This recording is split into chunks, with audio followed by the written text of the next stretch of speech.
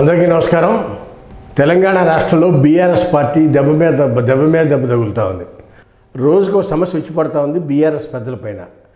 ఒక సమస్య మించి ఒక సమస్యల మీద సమస్యలు సెల్ఫ్ గోల్ ఆడుకుంటున్నారు బీఆర్ఎస్ నాయకులు. మరీ ముఖ్యంగా కవిత లిక్కర్ కేసులో అరెస్ట్ అయిన కాడి నుంచి బీఆర్ఎస్ పరిస్థితి డే బై డే దిగజారుతుందని చెప్పక తప్పదు. డే బై డే దిగజారుతుంది బీఆర్ఎస్ పార్టీ పరిస్థితి. ప్రభుత్వం ఓడిపోయిన తర్వాత కేసీఆర్ గారు ఫామ్ హౌస్కి పరిమితం అయిపోయాడు. ఆయన బయటికి రావట్లా, ప్రజాక్షేత్రంలో రావట్లా. ఆయనకి తోడు ఆయన ఆరోగ్యపరంగా అప్పుడు పడటం వల్ల ఏదో ఆపరేషన్ జరగటం, కొంత రెస్ట్లోకి వెళ్ళిపోవటం, అక్కడి నుంచి ఆయన ప్రభుత్వాన్ని ప్రజలు ఓడించారు, బీఆర్ఎస్ పార్టీని ప్రజలు ఓడించారని ప్రజల మీద అలిగి ఆయన ప్రజాక్షేత్రంలో రాకుండా ఆయన ఫామ్ హౌస్కి పరిమితం అయిపోయాడు. వ్యవసాయం చేసుకుంటాడు హాయిగా. అలాంటి పరిస్థితుల్లో బీఆర్ఎస్ పార్టీ హరీష్ రావు మీద, కేటీఆర్ మీద బాధ్యతలు పెట్టి పార్టీ యంత్రాంగం పనిచేస్తూ ఉంది. అలాంటి పరిస్థితిలో ఊహించకుండా ఈ కాళేశ్వరం ప్రాజెక్టు మీద జ్యుడిషియల్ ఎంక్వైరీ జరుగుతూ ఉంది.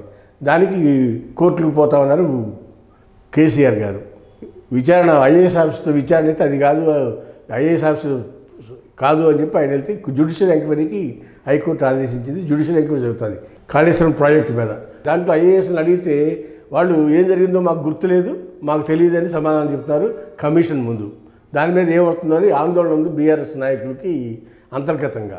అంతేకాకుండా ఛత్తీస్గఢ్ నుంచి పవర్ కొనుగోలు మీద కూడా ఒక ఎంక్వైరీ ఎదుర్కొంటున్నారు బీఆర్ఎస్ పెద్దలు. పవర్ పర్చేజెస్లో కూడా అవకతవకలు జరిగాయని చెప్పి దాని మీద కూడా ఒక ఎంక్వైరీ జరుగుతూ ఉంది. ఇకపోతే కేటీఆర్ గారి మీద నిన్న ఎఫ్ఐఆర్ నమోదైంది A1 ముద్దాయిగా. పోతే ఓఆర్ఆర్ టెండర్లో కూడా సిట్ విచారణ వేయమని చెప్పి అసెంబ్లీలో హరీష్ రావు గారు అడగడంతో గవర్నమెంట్ ఇమీడియట్గా అడిగిందే తడువుగా గవర్నమెంట్ సిట్ విచారణ వేసింది. ఓఆర్ఆర్ టెండర్లలో కుంభకోణం జరిగిందనేది అదొక ఆరోపణ. ఇవన్నీ ఒక పక్కన పెడితే ఫోన్ ట్యాపరింగ్ మరీ మెడకు చుట్టుకునేటట్టుంది ఎవరికి, బీఆర్ఎస్ నాయకులకి. ముఖ్య నాయకుడి కాడి నుంచి రెండో నాయకుడి కాడి నుంచి అందరికి కూడా మెడకు చుట్టుకునే పరిస్థితి ఉందనేది అర్థమవుతా ఉంది మనకి.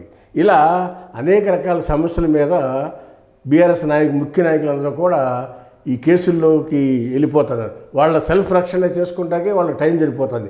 పార్టీని ప్రజల్లో తీసుకెళ్తాకి వాళ్ళకి అవకాశం ఉంటుందా. ఎందుకంటే వాళ్ళ సమస్యలు ఏమవుతాయా, ఇంకా ఏం సమస్యలు తవ్వుతారా అనేది వాళ్ళకి ఆందోళన ఉంది. హరీష్ రావు కానీ, కేటీఆర్ కానీ, కేసీఆర్ కానీ వీళ్ళందరూ కూడా ఈ సమస్యల్ని ఎలా ఫేస్ చేయాలి అని వాళ్ళు ఆందోళన పడుతూ ఉన్నారు. ప్రజాక్షేత్రంలోకి వెళ్ళట్లా. ఈ అంతర్గతంగా ఉన్న శ్రేణులు, బీఆర్ఎస్ శ్రేణులు మదన పడుతున్నారు. మా నాయకుల పరిస్థితి ఎలా ఉంది, మేమేమైనా మాట్లాడితే మా పక్కలు దొరుకుతారేమో అని చెప్పి ఈ మాజీ మంత్రులు ఎవరో కూడా మాట్లాడితే మానేశారు. అదేమంటే ఏదైనా మాట్లాడితే వాడి బొక్కలేంటి ఎతకమని ఈ కాంగ్రెస్ నాయకులు ఎతుకుతూ ఉన్నారు. దాంతో మంత్రులు చేసిన వాళ్ళు ఎవరు 10 ఏళ్ళ పాటు మంత్రులు చేసిన వాళ్ళు కూడా ఇవాళ మాట్లాడలేని పరిస్థితి వచ్చింది. అందుకని వాళ్ళు కూడా సైలెంట్ అయిపోయారు. మల్లారెడ్డి కానించి Suryapet minister, power minister Jagadish Reddy కానీ వీళ్ళందరూ కూడా ఏం మాట్లాడలా. జగదీష్ రెడ్డి 10 ఏళ్ళు మినిస్టర్ ఉన్నాడు. ఆయన పేరు భూ కుంభకోణాలు ఉన్నాయని చెప్పి వార్తలు అందుతూ ఉన్నాయి. జగదీష్ రెడ్డి మీద, మల్లారెడ్డి మీద కేసులు ఉన్నాయి. ఆయన పార్టీ మారదామని ఆలోచిస్తున్నాడు మల్లారెడ్డి గారు. మరి ఇలాంటి పరిస్థితుల్లో బీఆర్ఎస్ పార్టీ శ్రేణులంతా కూడా ఆందోళన పడి పార్టీ ప్రోగ్రెస్ మీద లగచర్ల ఇష్యూ చూస్తే పట్నం నరేందర్ రెడ్డిని అరెస్ట్ చేసి లోపల పెడితే నిన్న ఎప్పుడు బెయిల్ తెచ్చుకున్నారు.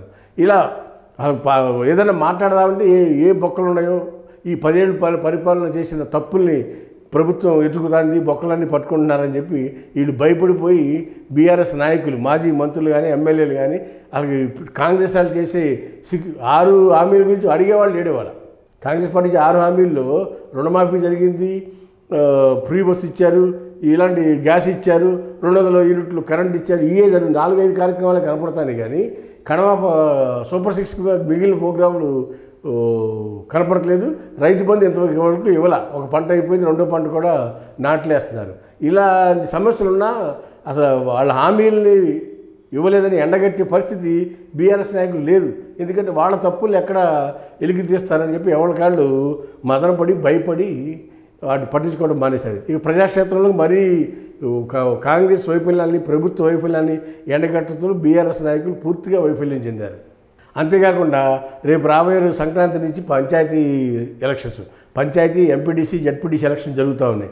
వాటి మీద ఈ ప్రభావం పడి పార్టీ పరిస్థితి ఏంటనేది లోకల్ లీడర్స్ అంతా కూడా ఆందోళన చెందుతున్నారు. మా నాయకులు ఎవరు పట్టించుకోవట్లేదు, మేము ఎలా ఎలక్షన్స్లోకి వెళ్ళాలి అని వాళ్ళే ఆందోళన ఉన్నారు. మరి ఏం జరుగుద్దు అనేది బీఆర్ఎస్ శ్రేణులంతా కూడా మరీ ముఖ్యంగా ఆందోళనతో ఉన్నారు. వేచి చూద్దాం తొందరలో ఏం జరుగుద్దో. హాయ్ ఫ్రెండ్స్, మా ఫ్యూచర్ టుడే ఛానల్ చూస్తున్నందుకు చాలా థ్యాంక్స్. మరిన్ని లేటెస్ట్ వీడియోస్ కోసం వెంటనే సబ్స్క్రైబ్ చేయండి. అలాగే ఈ బెల్ని కూడా రింగ్ చేసేయండి. మా లేటెస్ట్ వీడియోస్ నోటిఫికేషన్స్ అన్నీ మీ మొబైల్లో వస్తాయి. మా వీడియోస్ మీకు నచ్చితే లైక్ చేయండి, షేర్ చేయండి, నచ్చకపోతే కామెంట్ చేయండి.